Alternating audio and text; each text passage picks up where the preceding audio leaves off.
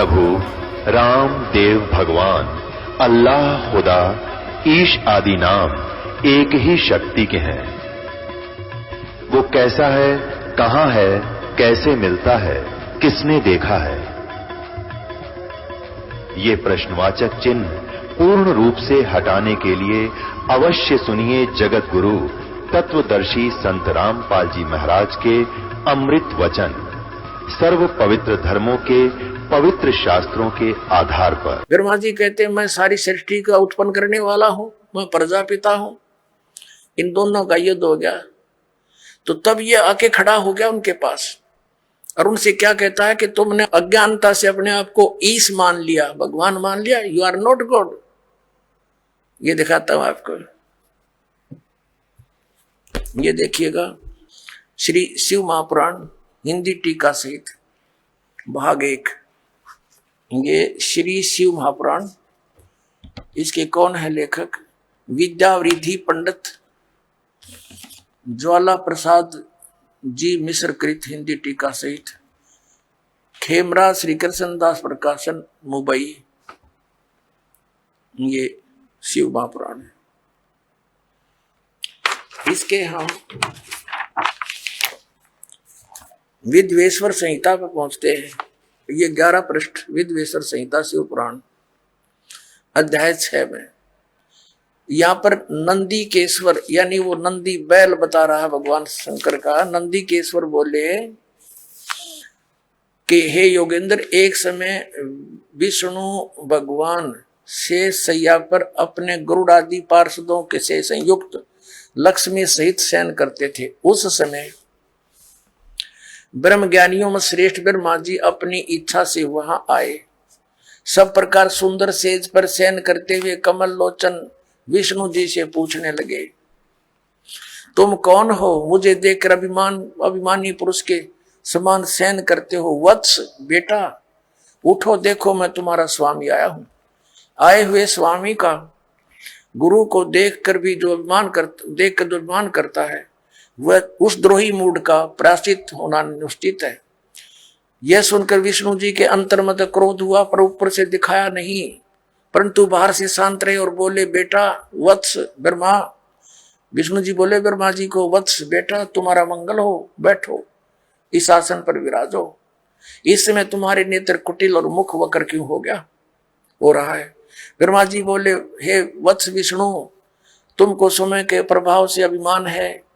हे पुत्र, मैं तुम्हारा रक्षक और जगत का पिता मैं हूं। विष्णु जी बोले, यह तो सब जगत मुझ में सतीत है, तुम चोर के समान किस प्रकार अपना कहते हो? तुम मेरी नाभि कमल से उत्पन्न हुए हो, इससे तुम मेरे पुत्र हो। इनका लठ बाज गया, ये गणी ना पढ़ावे आगाते। इनका आपस में लट्ठम लट्ठा हो गए, देवता फूल बरसाने लग गए। अक्षाबास मरो कटके, ये हमारे देवताओं के लक्षण देखिए। ये हम अब 11वां पृष्ठ पढ़ रहे हैं, अभी यहाँ नीचे आगे हैं। यहाँ देखो विद्वेश्वर सहित का, मैं श्रेष्ठ हूं, मैं स्वामी हूं, ऐसा कहकर एक दूसरे को मारने की इच्छा से युद्ध करने में उत्सुक हुए।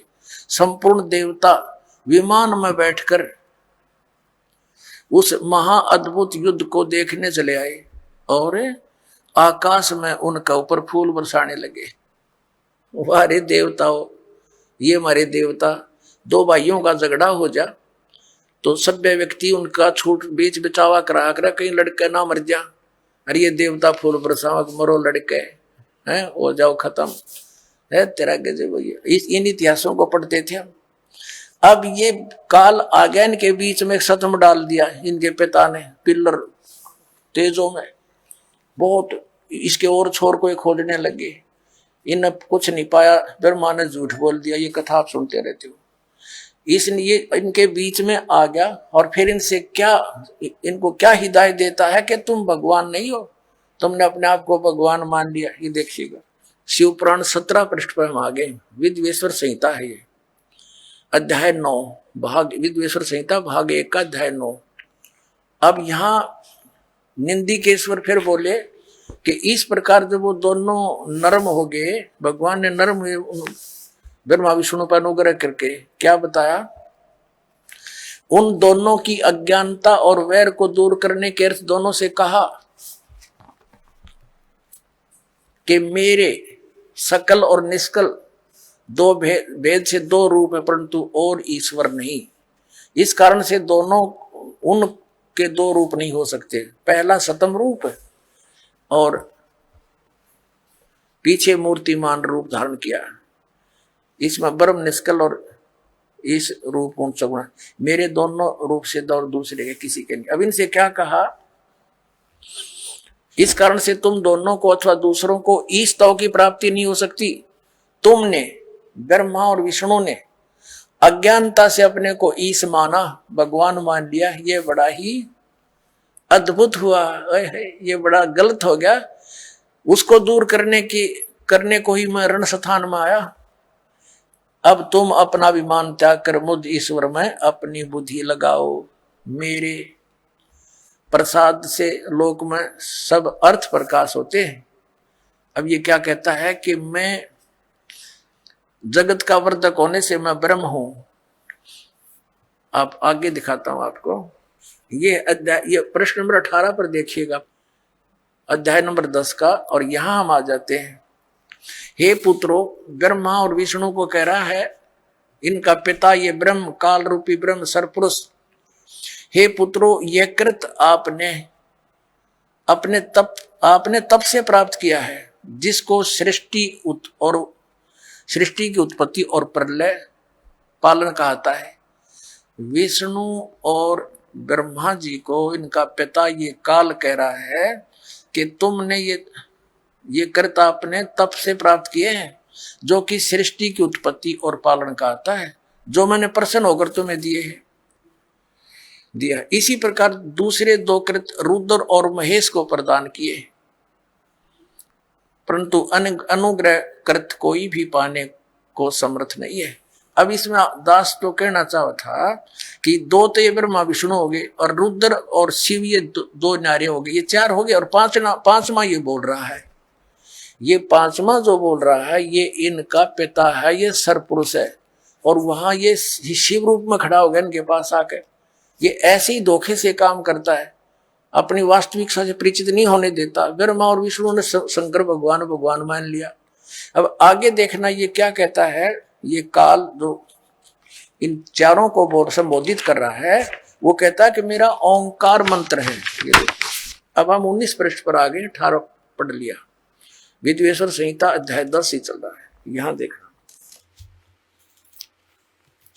यहां इस कारण उस ज्ञान की सिद्धि के निमित्त ओंकार नामक मंत्र जप करो। अभिमान को दूर करने वाला है, सोई निज मंत्र उपदेश करते हैं। यह ओंकार मेरे मुख से उत्पन्न होने से मेरे ही रूप का बोधक है, महामंगल करने वाला है। यह वाचक है, मैं वाच्य हूं। यह मंत्र मेरा आत्मा है, उसके स्मरण से मेरा स्मरण होता है। उत्तर के मुख से अकार, पश्चिम के मुख से उकार, दक्षिण के मुख से मकार, पूर्व के मुख से बिंदु, मध्य के मुख से नाद उत्पन्न हुआ। इस प्रकार 5 प्रकार से ये निर्गत हुआ। वह सब एक होकर ओम ऐसा एक अक्षर हो जाता है। यह सब नाम रूपात्मक। अब कहने का भाव यह है कि ये ओम एक अक्षर इस ब्रह्मा विष्णु महेश के पिता का है। ये हो गया स्पष्ट। अब हम आते हैं पुनः देवी पुराण पर। अब इससे क्या सिद्ध हो गया कि ब्रह्मा विष्णु रुद्र और ये महेश ये भगवान नहीं है। इनका पिता खुद कह रहा है कि यू आर नॉट गॉड। अरे हमारे आचार्य शंकराचार्य हिंदू धर्म के धर्मगुरु यही नहीं को भगवान बता के हमें मूर्ख बना रहे। आज तक इनका कख नहीं पता था, इनको वेदों गीता और पुराणों का। बताओ पुण्यात्माओं, इनने हमारे भोलेपन का नाजायज फायदा उठाया। नकली गुरुओं ने बैठा दिया, पूरा मानव समाज भूत बनवा दिया। फिर उनकी पूजा करवाते हैं, श्राद्ध निकालो, पिंड भरवाओ। अब जो साधना दास बताएगा उसमें ना तो कोई भूत बने, फिर कोई क्रिया की जरूरत नहीं उनकी। अब देखिए श्रीमद् भगवत गीता में हम फिर आते हैं। प्रसंग ये चला था आज के इन हमारे आचार्य और शंकराचार्य धर्मगुरुओं को तो ज्ञान कहाँ होगा, इनके भगवानों को ज्ञान नहीं जिनको ये भगवान बताते हैं, और वो भगवान नहीं है, सिद्ध हो गया कि ये भगवान नहीं है। अरे इनको ये भगवान बताते रहे, ईश बताते रहे। अब सतयुग के ब्राह्मणों ने ज्ञान नहीं,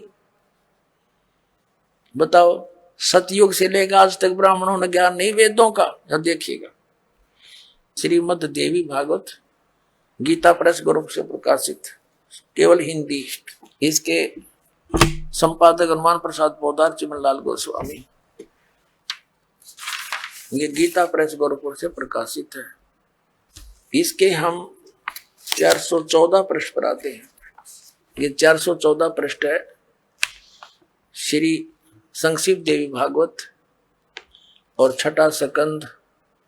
अब यहां से पढ़ेंगे। जन्मेजय ने पूछा, महाभाग किस युग में कैसा धर्म का स्वरूप है, इस संपूर्ण विषय को विशेष रूप से बताने की कृपा कीजिए। व्यास जी बोले, राजन, यह निश्चय कि सतयुग में ब्राह्मण वेद के पूर्ण विद्वान थे। उनके द्वारा निरंतर भगवती जगदम्बा की आराधना होती थी। भगवती का दर्शन करने के लिए उनका मन सदा ललायित रहता था। प्रत्येक गांव में शक्ति यानी दुर्गा का मंदिर का उद्घाटन हो, ये इस विषय की उनके मन में बड़ी उत्सुकता थी। बता, ये सतयुग के ब्राह्मण खाक विद्वान थे। कहते हैं व्यास जी का ज्ञान देख लो कि सतयुग के ब्राह्मण वेद के पूर्ण विद्वान थे और दुर्गा की भक्ति करते थे। अरे तेरा फूटे बाग हमारे, इसे आचार्य हमारे। अब दुर्गा तो कहती है कि वेद उस ब्रह्म की पूजा करो, ओम नाम है, नथिंग एल्स, और सब बातें त्याग दो। तो क्या ये सतयुग से लेकर आज तक ये ब्राह्मण लोग वेदों और गीता और पुराणों से ये अपरिचित थे? इन्होंने अपना भी नाश कर हमारा भी बैठा दिया।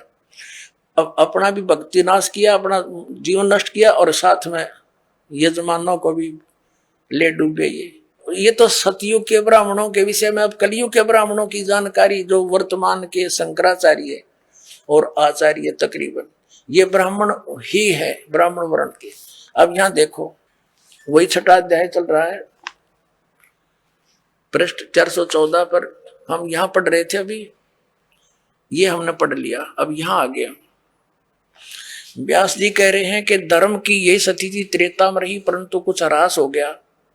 सतयुग की जो स्थिति थी वो द्वापर में विशेष रूप से कम होगी। राजन, उन प्राचीन युगों में, सतयुग त्रेता द्वापर में, जो राक्षस समझे जाते थे, वे कलयुग में ब्राह्मण माने जाते हैं। ओए होए, क्योंकि अब के ब्राह्मण प्राय पाखंड करने में तत्पर रहते हैं। दूसरों को ठगना, झूठ बोलना और वैदिक धर्म कर्म से अलग रहना कलयुगी ब्राह्मणों का स्वाभाविक गुण बन गया है। पुण्यात्माओं, अब ये इतिहास है हमारे हिंदू धर्म के धर्म गुरुओं का, इनके द्वारा दिए गए स्पिरिचुअल नॉलेज का। इन आचार्य और शंकराचार्य और हमारे धर्म गुरुओं को कख नहीं पता था हमारे सदग्रंथ क्या बताते हैं। और ये के लोक वेद सुनाया करते थे।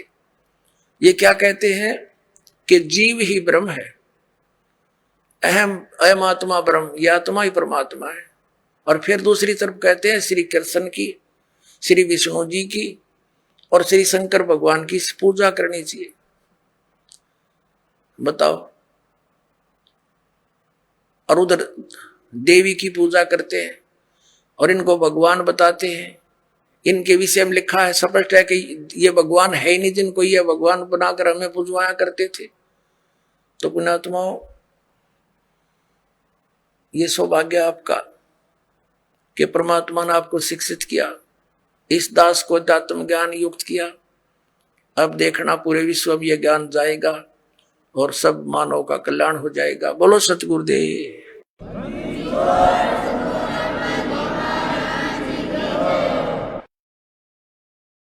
परम पिता परमात्मा पूर्ण ब्रह्म सर्व सृष्टि रचनार कबीर परमेश्वर जी की असीम कृपा से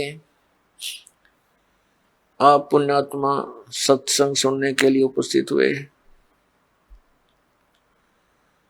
जिस प्यारी आत्मा के ऊपर परमात्मा की विशेष रजा होती है, उसी को ये सु अवसर प्राप्त होता है।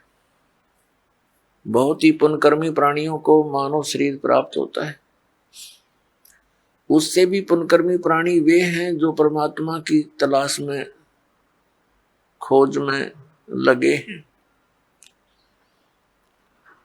और उनसे भी पुण्यात्मा वो प्राणी हैं जिनको सतगुरु मिल गए।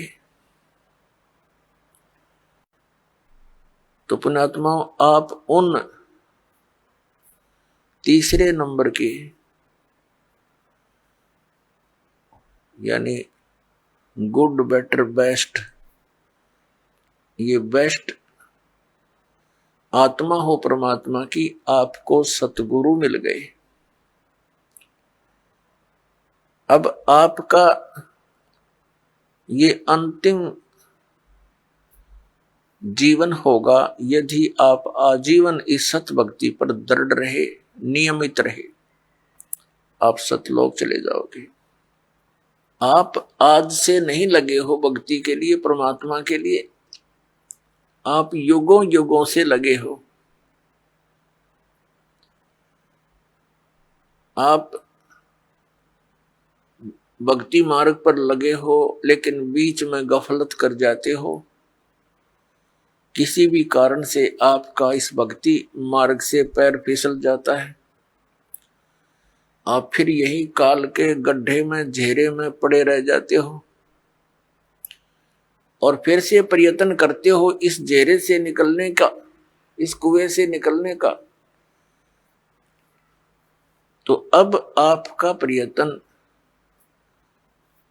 अब आपका जो इस काल के घेरे से निकलने का ये लास्ट स्टेप रह रहा है। यदि इससे फिर फिसल गए तो हजारों युगों तक आप इस स्टेप पर नहीं आ पाओगे, इस चरण में नहीं आ पाओगे। जो इस सतमार्ग से जुड़े हैं और उनका पैर फिसल गया, तो वो तो बहुत कई हजार युगों के बाद ही फिर पुनः इस भक्ति मार्ग को ग्रहण कर पाओगे। कारण क्या है? कारण ये है कि ये सत भक्ति है, यथार्थ मंत्र है। इनके जाप करने से आपकी कमाई ढेर सारी होती है, बहुत ज्यादा हो जाती है। और इसका हमने संग्रह करके सतलोक जाना था इस भक्ति की कमाई के बल से, और ये अंतिम सांस तक हमने संग्रह करना था इसका। और हम किसी भी कारण से परमात्मा के इस मार्ग से विचलित हो जाते हैं अंतिम सांस तक कभी भी, तो फिर हम यही रह जाएंगे। और यहां का विधान है कि जैसे कर्म प्राणी ने किया है वैसे फल उसको मिलेंगे ही मिलेंगे। आपके पुण्यों का, आपकी सतभक्ति का ढेर लग जाएगा। जैसे आपको प्रथम मंत्र दिया जाता है, इसमें हमारे कमल है, हमारे शरीर के अंदर ये चक्कर बने हुए हैं। चक्कर जैसे एक मूल चक्र है, फिर स्वादिष्ठान चक्र है, जिसको संतों ने स्वाद चक्र बोला है, और फिर नाभि चक्र है। नाभि कमल भी कहते हैं, मूल कमल भी कहते हैं, अधिष्ठान कमल भी कहते हैं। चक्कर कहो, कमल कहो, संतों ने उसे कमल बोला है, योगियों ने चक्र बोला है।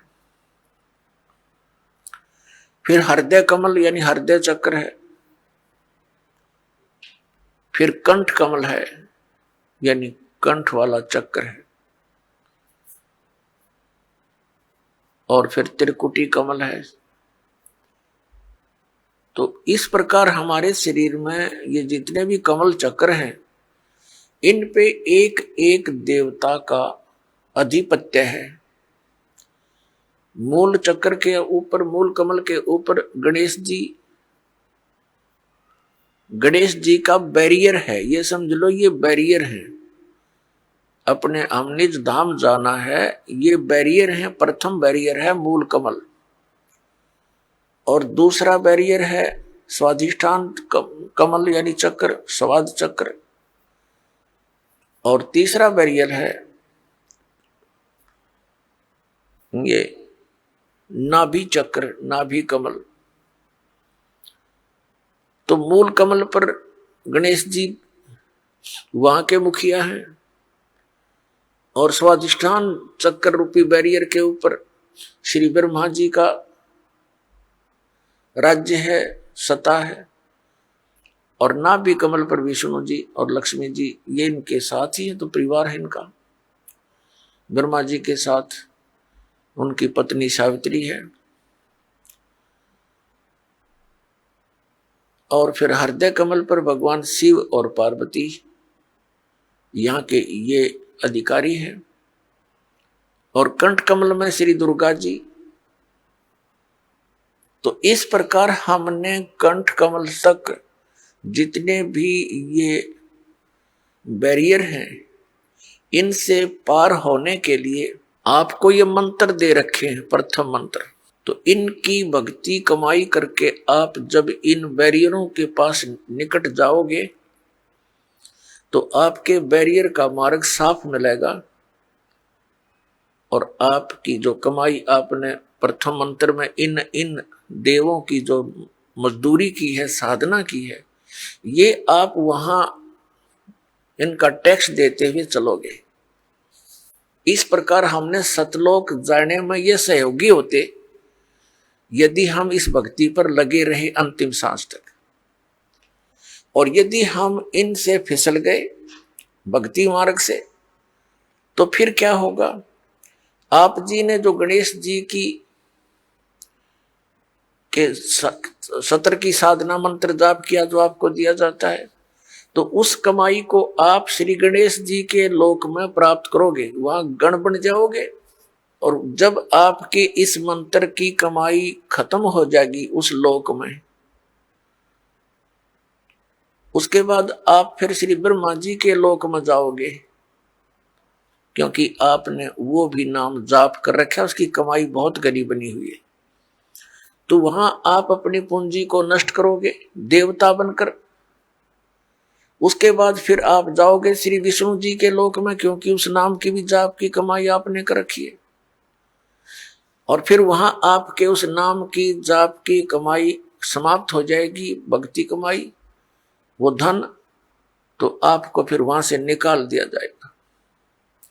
फिर आप भगवान शिव के लोक में जाओगे, और इसी प्रकार वहां भी आपके पुण्य समाप्त होने पर, भक्ति के इस जो भगवान शंकर के सत्र का नाम आपको दे रखा है उसकी कमाई नष्ट होने पर, समाप्त होने पर, फिर आप दुर्गा जी के लोक में जाओगे,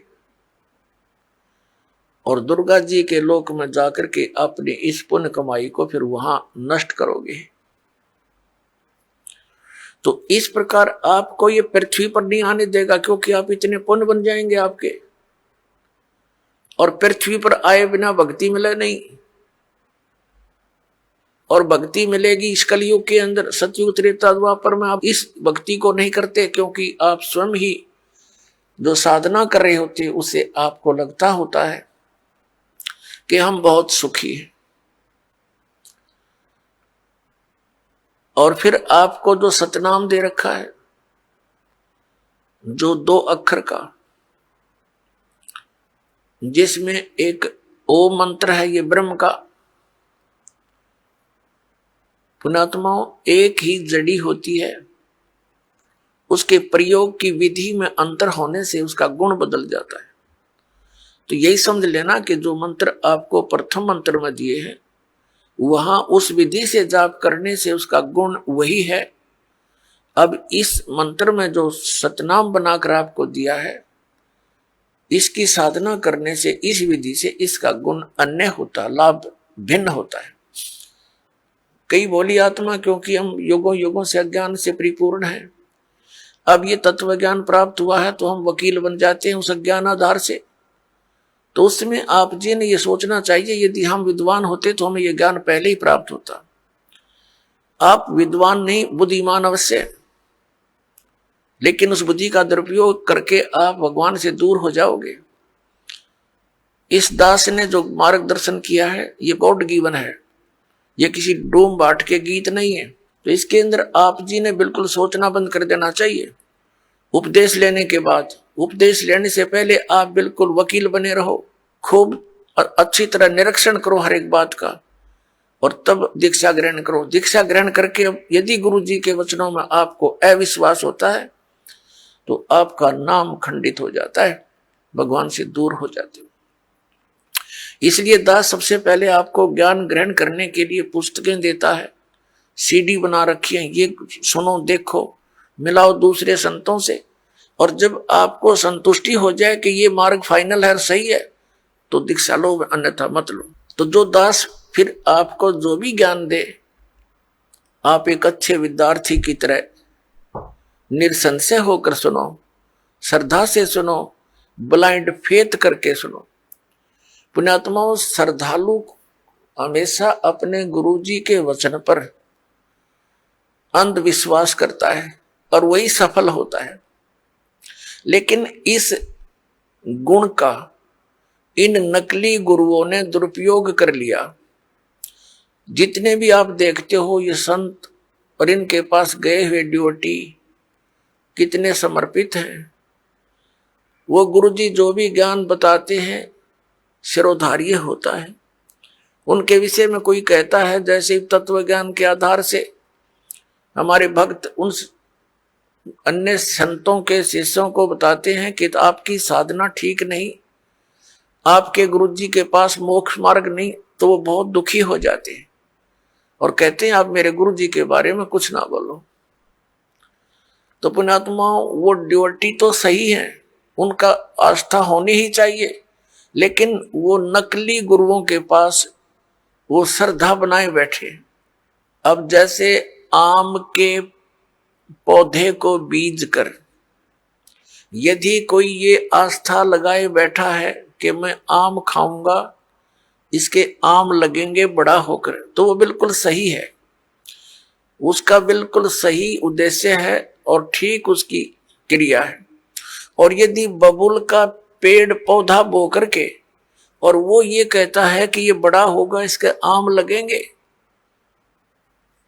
और उसको कोई जानकार व्यक्ति ये सलाह देता है कि ये आम का पौधा नहीं है, इसको आम नहीं लग सकते, और वो ये कहे कि तू मेरी भक्ति मार्ग को यानी मेरे पौधे को गलत मत बता,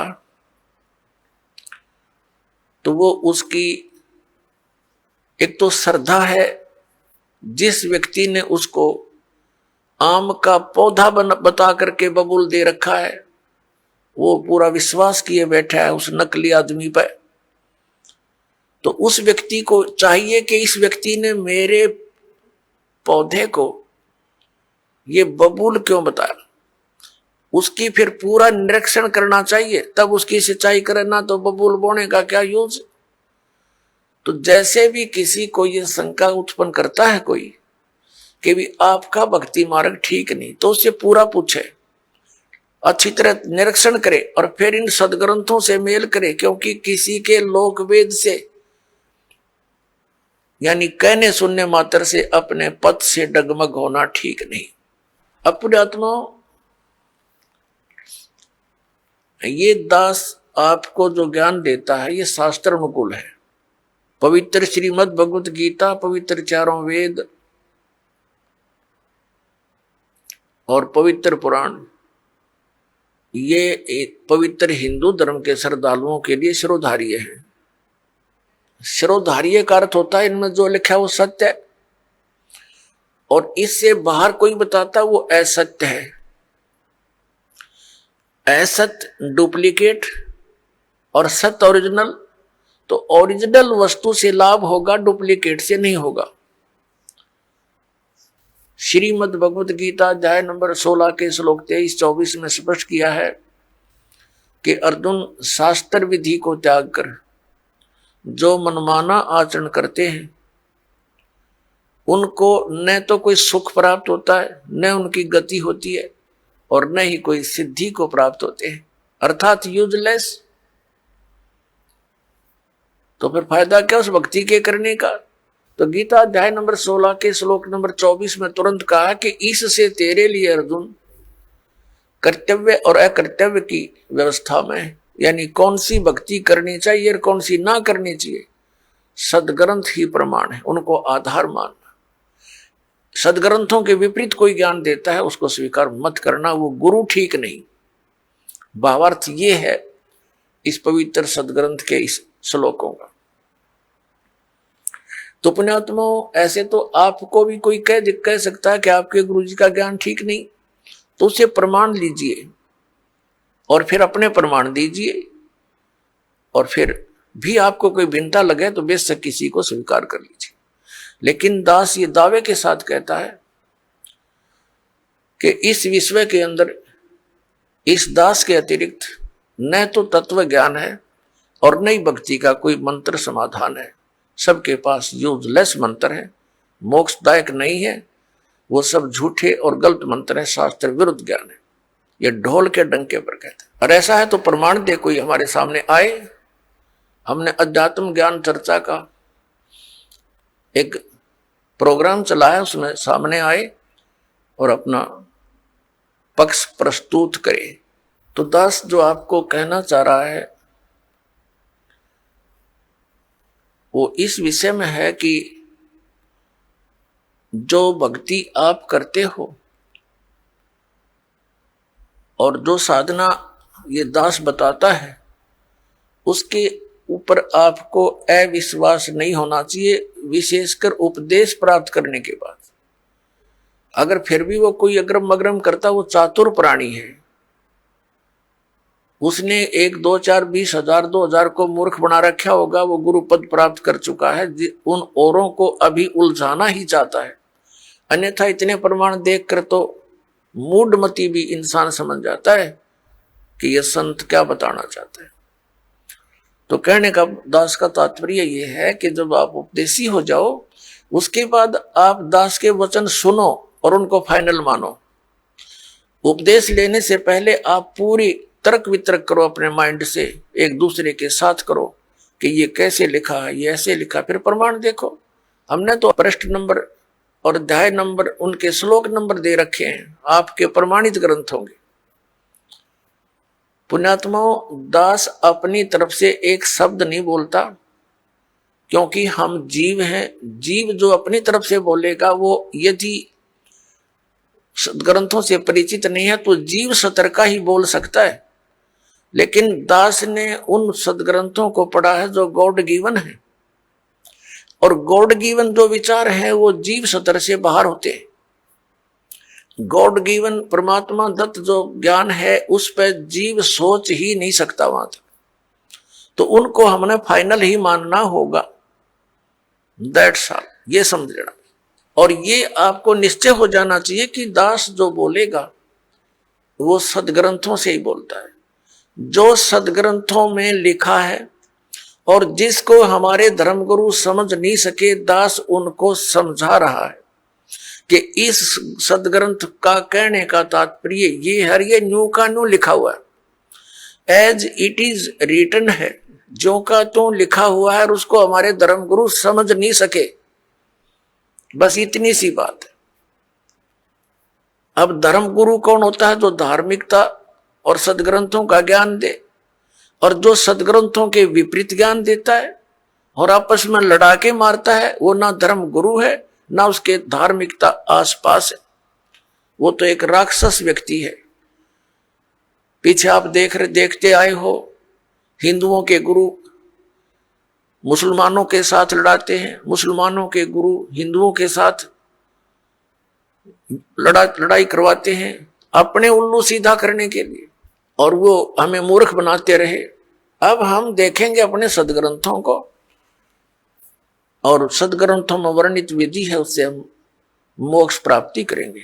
तो दास आपको बता रहा था कि जो मंत्र आपको दिए जाते हैं ये आपको यहां प्रयोग नहीं करने चाहिए थे। आपने इनकी कमाई को संग्रहित करना है, सुरक्षित रखना है, किसी को आशीर्वाद नहीं देना किसी को कोई दुआ या बद्दुआ नहीं देना। बद्दुआ दोगे तो भी आपकी पुण्य अक्षीण होंगे, और किसी को आशीर्वाद दोगे तो भी आपके भक्ति कमाई समाप्त होगी, खर्च होगी। अब जैसे कोई एक पहिए से, एक टायर से हवा और दूसरे टायर में भरे, वो कितना बुद्धिमान है, दोनों कंडम वो यूज है इसका। ये बुद्धिमान व्यक्ति ऐसे काम करता है, उसको सलाह देगा भाई यहां से जाइए, वहां आगे एक हवा भरने का यंत्र है, आप वहां से हवा भराइए, दोनों का काम चले। तो इस प्रकार हम अगर आशीर्वाद दे देते हैं तो हमारी पूंजी नष्ट हो जाती है, भक्ति। अब ना उसको लाभ, उसको थोड़ा सा लाभ उसको होगा, और आप यहीं रह गए, दोनों चौड़ चपट, क्या फायदा। तो इस प्रकार हमने अपने बच्चों को, भाई बहन, माता पिता, सबको, संबंधित जितने मित्र हैं, या वैसे भी कोई, एक सद्भावना पूर्वक सबसे प्रार्थना करनी चाहिए कि आप भी दीक्षा लो और अपनी हवा आप भरो।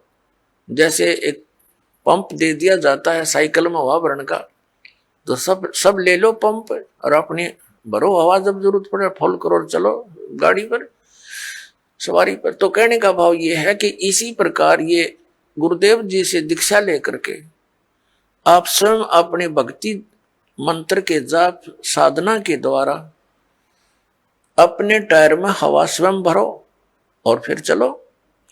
तो इस प्रकार आप जी ने अब ना किसी को आशीर्वाद देना है, ना किसी को बद्दुआ देनी है, दोनों में हमें हानि है। पहले क्या था, इस काल का जाल है। आप देखते हो बुजुर्ग बड़े छोटों को आशीर्वाद देते हैं और बड़े उनके चरण छूते हैं, क्योंकि पहले जो एक आपने देखा होगा एक पाग सिस्टम है। पाग जैसे पिता की मृत्यु के उपरांत बड़े पुत्र को एक पाग बांधी जाती थी, पगड़ी, और फिर वो पिता वाले कर्म वो करता था। आप पिछला इतिहास देखिएगा तो उसमें क्या होता है कि वो आशीर्वाद देने वाला अपनी पूंजी नष्ट करता है और उनको आशीर्वाद देता। जैसे आपने देखा होगा एक पुत्र वधू अपनी सास के पैर दबाती है, या किसी और बड़ी बूढ़ी के उसके पास बैठी है उसके पैर छूती है, वो उसको दुआ देती है, पुत्रवती हो, तेरे बेटे हो, पुतों फड़िए दूध दो, नहाइए, इस तरह के देते हैं। तो वो बुढ़िया के पास जो चौनी थी वह तो पुत्र वधू को दे दी, आप खाली होगी, आगे चारदर है ही नहीं। तो इस प्रकार हमने अपनी इस भक्ति को बर्बाद नहीं करना है, ना किसी पुत्र वधू को आशीर्वाद देना है। पुत्र वधू को भी परमात्मा से जोड़ दे, बेटी अपनी कमाई कर और तेरा भी कल्याण हमारा भी कल्याण होगा। अपने आत्मा परमात्मा कहते हैं मेर तेर की जेवड़ी यू बड़ बंदा संसार, एक कबीरा ना बंदा जो है नाम आधार। जिसने नाम प्राप्त हो गया, परमात्मा को आधार मानकर चल रहा है, वो इस संसार की मेर तेर की जेवड़ी में बंधा नहीं गा। अब हमने देखी है बुढ़िया किस प्रकार आशीर्वाद देती है। जब पुत्र वधू का उसकी अच्छा मेल सा है तब तो आशीर्वाद दे रही है, तेरे भाई जियो, तेरे भतीजे जियो, और तू बूढ़ सुहागन हो। बूढ़ सुहागन माने मरा इतना तेरा पति नहीं मरा, वृद्धावस्था तक सुहागन बनी रहे। और अगले दिन उसकी होगी अनपन, बुढ़िया दे रही है गाल उसने, तेरे भाई मरियो, तेरे भतीजे मरियो, तो रांड होइयो। बताओ, वो दूना टोटा कर लिया उसने। पहले तो आशीर्वाद देकर खोई, फिर उसने बद्दुआ देकर भक्ति खोई। तो ये कोई बात हुई? जो दास आपको कह रहा था कि ये भक्ति मार्ग जो अब प्रारंभ हुआ है ये चौथे युग में ही होता है, और ये समय है उसका। पुण्यात्मा, आप जी सुनते आए हो विशेषकर 2-3 वर्षों से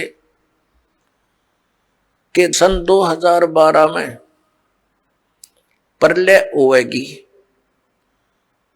अब वो प्रलय का अर्थ कैसे लगाकर पेश करते हैं कि पृथ्वी पर सर्वनाश हो जाएगा। ये वो प्रलय नहीं होगी, ये अधर्म की प्रलय होगी। अधर्म का सर्वनाश होगा, अज्ञान की प्रलय होगी और ज्ञान का विकास होगा। ये वो प्रलय अब सन 2012 में होगी।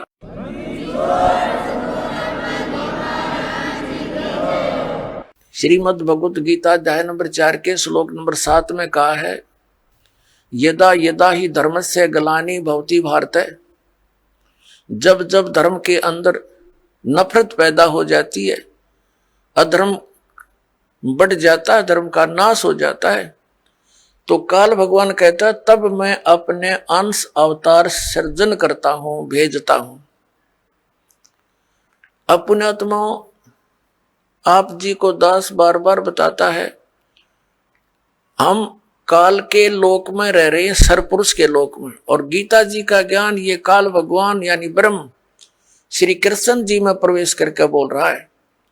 ये कहता है कि जब अधर्म बढ़ जाता है और धर्म की हानि होने लगती है, तो मैं अपने अंश अवतार भेजता हूं, जैसे श्री राम श्री कृष्ण रूप में, श्री परशुराम रूप में, और वो अधर्म का नाश करते हैं।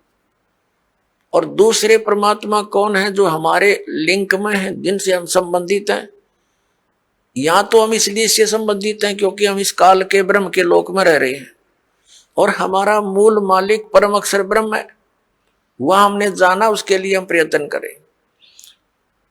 तो ये काल के जो अवतार होते हैं, ब्रह्म के अवतार कैसे अधर्म का नाश करते हैं। जैसे महाभारत करवाया किसने? श्री कृष्ण जी में प्रवेश करके इस काल भगवान ने। श्री कृष्ण युद्ध नहीं करवाना चाह रहे थे, वो तो 3 बार शांति दूत बनकर गए थे और उन्होंने यहां तक प्रतिज्ञा कर ली थी कि मैं युद्ध भी नहीं करूंगा, हथियार नहीं उठाऊंगा। तो ये काल है, ये कराता है। तो उस समय कहते हैं अधर्म बढ़ गया था और उस अधर्म का नाश उसने कैसे करवाया? महाभारत का युद्ध करवा के। उसमें धर्मे भी मर गए, अधर्मे भी मर गए। और फिर एक और समस्या पैदा होगी रोजी और रोटी की, बहनें विधवा होगी, बच्चे अनाथ हो गए। वो अधर्म कहां बढ़ा? वो तो अशांति और फैल गई और उन बहन बेटी जो विधवा होगी थी उनके साथ अन्य लोगों ने बदतमीजियां की, उनकी इज्जत के दुश्मन बन गए। ये खाक अधर्म का नाश किया उन्होंने। अब जैसे परशुराम जी ने अक्षत्रियों को मार डाला क्योंकि वो सब निर्दयी, अत्याचारी, अन्यायी हो गए थे। और यही स्थिति पुण्यात्माओं अधिकतर अब हो चुकी है। राजनेता अपने स्वार्थवशी कार्य करते हैं, अधिकतर ये अधिकारी गण भी अपने स्वार्थवश कार्य करते हैं, वो न्याय और धर्म को नहीं देखते। लेकिन परशुराम ने उनका कैसे, जो अधर्म फैला रहे थे उसका नाश कैसे किया? उनको सबको फरसे से काट डाला, उनकी हत्या कर दी। अब वो क्या अधर्म का नाश करे उसने? उनकी पत्नियां विधवा हुई, उनके साथ शेष बचे हुए लोगों ने और ज्यादा पाप किए, अधर्म किए, उनके बच्चे भूखे मर गए। ये टट्टू अधर्म का नाश करा इन्होंने। तो पुण्यात्माओं, परमात्मा कैसे उस अधर्म का नाश करता है, अधर्म की कैसे प्रलय करता है जो अब होने जा रही है। परमेश्वर 600 वर्ष पहले आए थे, उस समय उन्होंने ये तत्व ज्ञान और अपनी समर्थता का प्रमाण दिया था। परमात्मा ने ऐसे सुख दिए थे जो उनकी शरण में आए थे। 64 लाख से हुए थे कबीर परमेश्वर जी के। सन 1398 से सन 1518 तक 120 वर्ष परमात्मा इस पृथ्वी पर रहे, एक जनसाधारण की लीला की, जुलाहे का कार्य किया और एक परम संत की भूमिका की, तत्वदर्शी संत की भूमिका की, और जो भी उनकी शरण में आए उनके आशीर्वाद मात्र से उनको सुख होना शुरू हो गया। यानी परमात्मा की सतिथि को पुनः स्थापित किया परमात्मा कबीर परमेश्वर जी ने, और अधर्म का नाश किया। और उसके बाद फिर उन महापुरुषों को मिलते रहते हैं, वो आकर के उनके द्वारा फिर अपने धर्म का प्रचार कराते हैं, उनसे सुख होता है, जनता को भक्ति में आस्था बनी रहती है। तो अभी ये 50-60 वर्ष पहले तक पुण्यात्माओं, आप पिछला इतिहास देखो, कितना शांति से रहते थे लोग, दुखी को दुखी देखकर दुखी होते थे, उसकी मदद करते थे। एक घर में कोई अभाव होता किसी वस्तु का तो गांव इकट्ठा हो जाता था और भाई उसकी मदद करो, कोई किसी कारण से कोई उसके ऊपर आपत्ति आई है तो। और अब खुश होते हैं किसी का हानि होती है तो कितना अब बिजली गिर गई, और उन महापुरुषों के द्वारा स्थापित किया हुआ धर्म अभी तक चल रहा था। अब फिर दया करी है दाता ने, ये आप देख रहे हो, क्योंकि दास के जीवन में ये 61वां वर्ष चल रहा है। इससे पहले का भी समय देखा और वर्तमान का समय भी दास देख रहा है, दिन और रात की बिजली गिर गई है, इतना अंतर हो गया। अब परमात्मा अपने भी वो अंश अवतार भेजता है, जैसे आदरणीय नानक साहिब जी आए, पूरे पंजाब क्षेत्र में धार्मिकता को कूट कूट कर भर दिया। लेकिन 10वें श्री गुरु जी जो थे इनके, गुरु गोविंद सिंह जी, उसके बाद कोई संत गुरु ना रहा, केवल गुरु ग्रंथ साहिब को उन्होंने गुरु मानना प्रारंभ कर दिया। अपनी अपनी डफली अपना अपना राग शुरू हो गया, शराब पीने लगे, मांस खाने लगे। अपने आत्माओं, जैसे गुरु ग्रंथ साहिब क्या है, ये तो एक विधान है भगवान का, और उस विधान को मेंटेन करने के लिए राजा की आवश्यकता होती है, संत की। तो जैसे हमारा विधान बना के छोड़ दिया और कोई प्रधानमंत्री राष्ट्रपति कोई बने नहीं, और यूं कहे जाके इस विधान को राष्ट्रपति मान लो, तो सब आप अपनी डफली बजाओगे, वो तो सारा बात बिगड़ जाएगी। तो उस विधान में जो भी नियम है उनका पालन करवाने वाले संत की आवश्यकता अवश्य पड़ेगी, और तब ये धार्मिकता बनी रहेगी। ये दास का एक संत होने के नाते एक सलाह है और सच्चाई है। तो अब ये कितना अंतर हो गया उसी पवित्र धर्म में। मुसलमान धर्म चला उस समय भी, उसमें कोई ऐसा मांस और शराब का और तंबाकू का बिल्कुल समावेश नहीं था, और अब इसमें भी ऐसे ही बहुत बुराई कर गई, मांस खाते हैं और तंबाकू पीना, ये तो आम बात हो गई है। तो पुण्यात्माओं, अब ये अधर्म का नाश होगा, नास्तिकता का अंत होगा, और सब लोग धर्म की तरफ चलेंगे, क्योंकि अधर्म करके सब थक चुके हैं, शराब मांस तंबाकू पीकर थक चुके हैं। लेकिन इनको कोई विकल्प नहीं दिखता, क्योंकि समाज के अंदर ये बुराई घनी घर कर गई, और कदम कदम पर आगे साथी मिले हैं पीने और खाने वाले। तो अब ये दास जो ट्राई कर रहा है, कोशिश कर रहा है कि सबद समाज बनाए, और समाज ही, बच्चे जो पुण्यात्मा हैं वही अधिक मात्रा में हो जाएंगे बीड़ी शराब मांस तंबाकू से दूर और सतभक्ति करने वाले। तो धीरे धीरे उन बुराई को हटाएंगे, अन्य को भी दूर करेंगे, वो भी देखम देखा फिर अच्छाई पर लगेंगे। जैसे देखम देखा ये बुराई सब में घर कर गई है।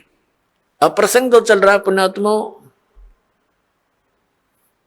कि अब ये जो समय है ये इन 4 युगों की करीब है, सतयुग त्रेता द्वापर की और इस कलयुग की।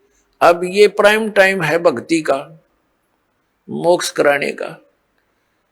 सतयुग त्रेता द्वापर में प्राणी वैसे ही बहुत सुखी थे, अच्छी आत्माओं का जन्म होता है, तो वो जो भी भक्ति शास्त्र विरुद्ध भी कर रहे होते हैं तो भी उनको सुख होता है। तो वो ये समझ बैठते हैं कि जो साधनाएं हम कर रहे हैं इन्हीं से हमें लाभ हो रहा। जैसे ये दास पहले भगवान श्री कृष्ण, भगवान विष्णु, भगवान शंकर जी, बाबा श्याम जी, हनुमान जी, और भी जो भी देवी देवता हमारे पवित्र धर्म में हमें पूज्य बता रखे थे, सबकी पूजा करते थे। और वो अब पता चला वो तो शास्त्र विरुद्ध साधना थी जिससे लाभ हो ही नहीं सकता, और फिर भी बहुत से ढेर सारे सुख अपने जीवन में हो रहे थे। हम ये सोच बैठे थे कि इन्हीं साधनाओं से हमें लाभ हो रहा है। अब पता चला कि उन्हीं पूजाओं को करने वाले हमारे पड़ोस में, गांव में, उनके सर्वनाश हो गए। कभी बुद्धि नहीं गई कि ये भी वही पूजा करते हैं और इनका कति नाश हो गया और हमें कैसे लाभ मिल रहा है। वो प्रारब्ध कर्म ही हमें प्रफुल्लित हो रहा था।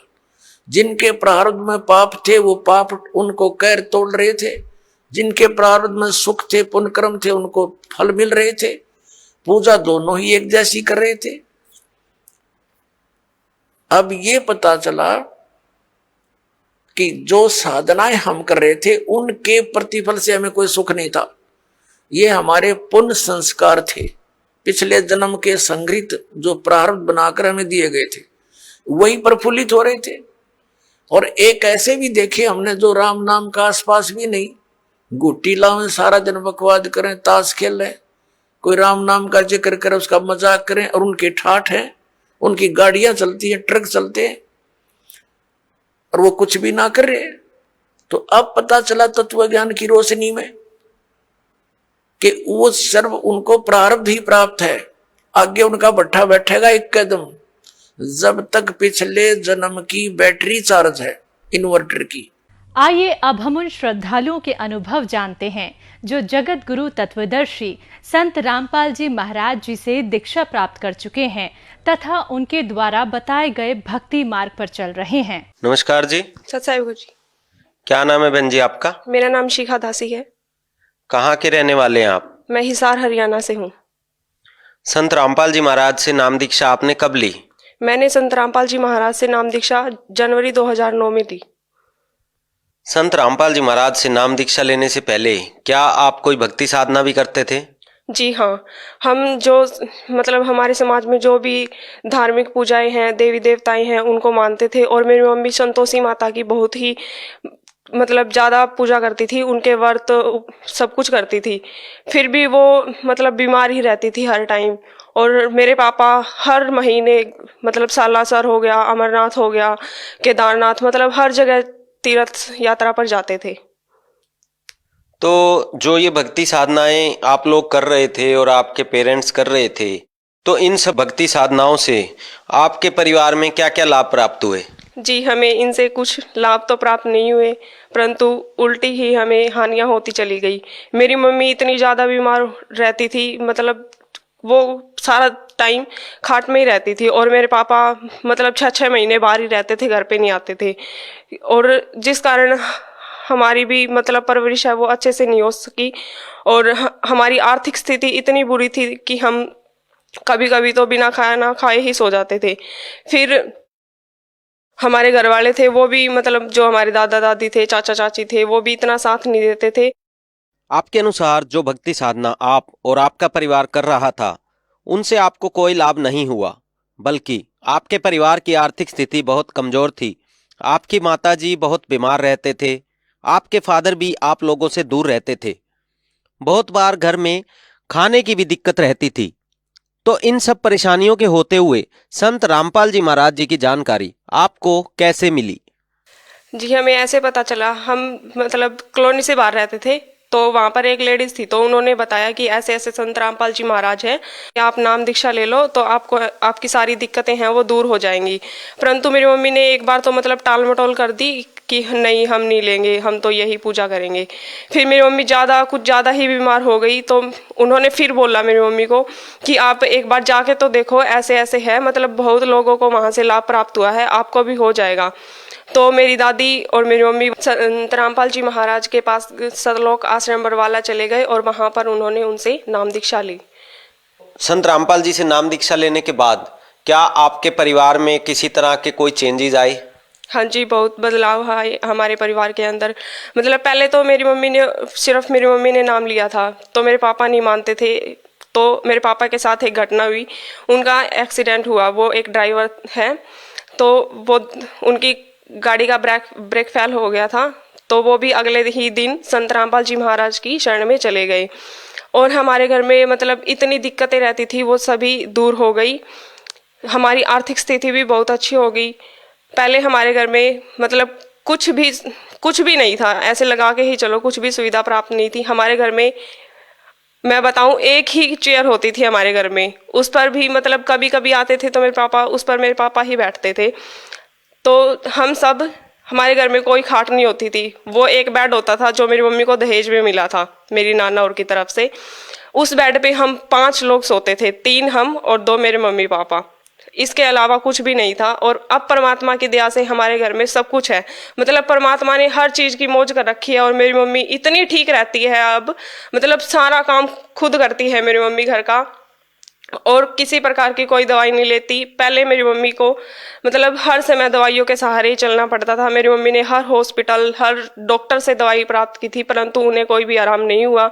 और फिर संत रामपाल जी महाराज की शरण में जाते ही उन्हें मतलब बहुत, उनकी तबीयत में बहुत सुधार आया और धीरे धीरे वो अपना जीवन सुखद व्यतीत करने लगी।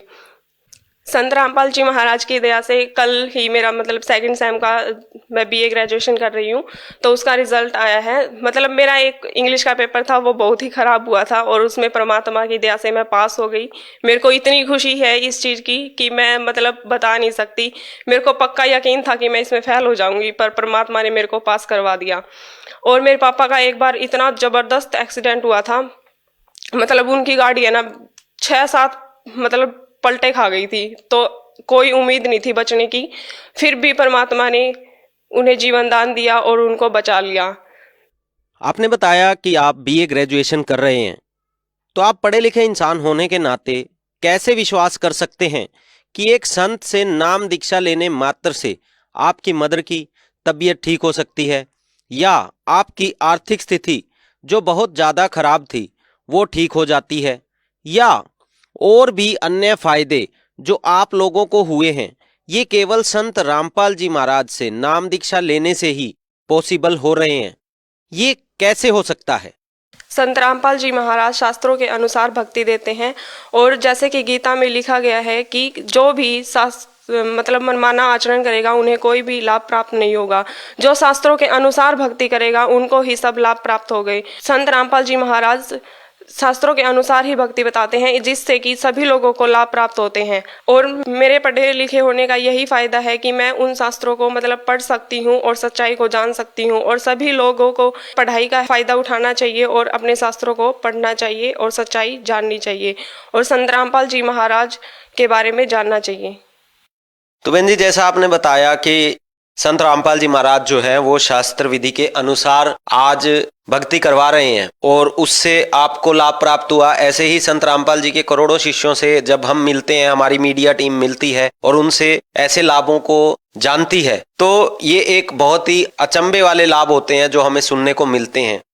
तो आज जो आपको लाखों करोड़ों लोग टीवी पर देख रहे हैं, तो आप उनको क्या संदेश देना चाहेंगे? मैं संदेश तो नहीं, हाथ जोड़कर यही प्रार्थना करना चाहूँगी कि अपना जीवन व्यर्थ ना करे, और मानुष जन्म एक ही बार मिलता है और इसे व्यर्थ ना करे।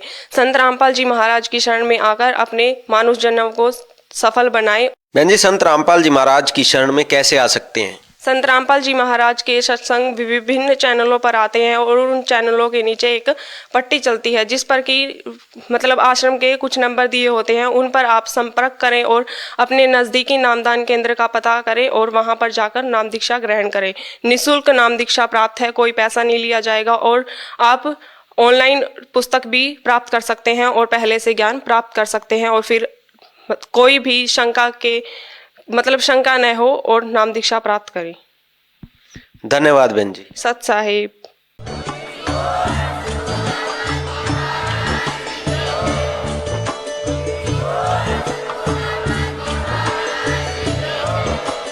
आप सुन रहे थे जगत गुरु तत्वदर्शी संत रामपाल जी महाराज जी के मंगल प्रवचन। अधिक जानकारी के लिए विजिट कीजिए हमारी वेबसाइट www.jagatgururampalji.org। संत रामपाल जी महाराज जी के शुभ आशीर्वाद से पूरे विश्व भर में 500 से भी ज्यादा नाम दीक्षा केंद्र हैं, जिन पर संत रामपाल जी महाराज जी द्वारा ऑनलाइन निःशुल्क नाम दीक्षा दी जा रही है। अपने नजदीकी नाम दीक्षा केंद्र का पता करने के लिए संपर्क करें 8222880541।